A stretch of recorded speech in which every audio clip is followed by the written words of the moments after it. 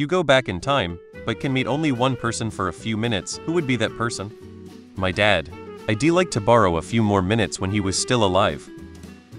While in the 7th grade, my class was on a field trip at the local museum. It was lunchtime and we were outside in the park that was adjacent to the museum eating lunch. A group of 25-30-year-olds were playing frisbee nearby and the frisbee happened to land a few feet away from me. I was puzzled about what to do, but I picked up the frisbee and did my best to throw it back. The flight pattern was no good and it fell back to the ground within maybe 5 ft. The rest of my class had been paying attention and erupted into laughter at how badly I had thrown the frisbee.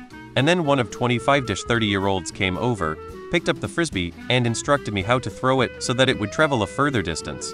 The rest of the class stopped laughing at that point.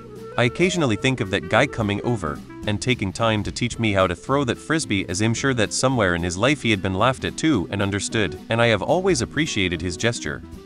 I think I'd save that power for when I was really old.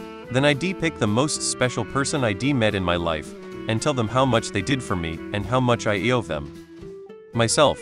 Tell myself whatever I need to know to make future me rich and content. I'd like to have met my wife before her first marriage, when she wasn't traumatized and broken. I'd have liked to see what she was like. Stephen Hawking on the day he had that time travel party. My dad. My grandparents. I'd thank them and hug them one last time. Ex-girlfriend turned into a best friend or something in between both later in life. We weren't exactly always close, but whenever we saw each other it was like we hadn't lost a step. I would tell her to get help if she ever needed it and that I'd be there for her in some way no matter what always. I'd share the halfway down poem to try to convince her not to end up doing that.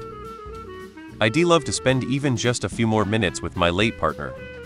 Hitler. I'm gonna tell him that he's a phenomenal artist and just stick to painting. Alexander the Great. We have drunken gay sex. Honestly, I don't know how any self-respecting gay man has any other answer.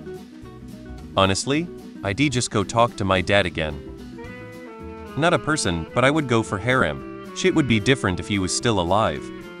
Probably my grandpa, the amount of weird stories he did. Apparently he was part of a civil war in Mexico that was never released to the public when he was working in the United States.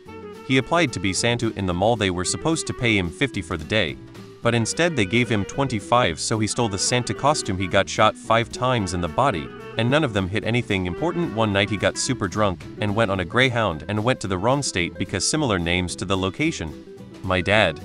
I lost him when I was 18 and was lost in the world. 10 years later I've conquered everything I didn't know, and would just love to see his face and talk to him again. Ask him a bunch of questions. There's this guy I briefly had a situation with that got real messy real quick. He regularly contacted me since then, but I was never very nice in return. He's dead now, cancer. I only learned so after his passing, and pretty much the last thing he ever told me was how happy it made him to know me. For the life of me, I can't imagine why though. I'd like a minute to tell him I forgave his antics ages ago, and was only this rude to him, to avoid him getting close enough to me to hurt me again, as I cared enough for him to allow his words and choices to. Or just to say goodbye for now. It's not like I love him in the sense I'd have liked us to be together, but there are more ways to care, even about a former casual fling. Adolf Hitler. Not cause I want to talk to him or anything, I just want to beat the shit out him with a baseball bat. Jesus. Would ask him what's the purpose of all of this.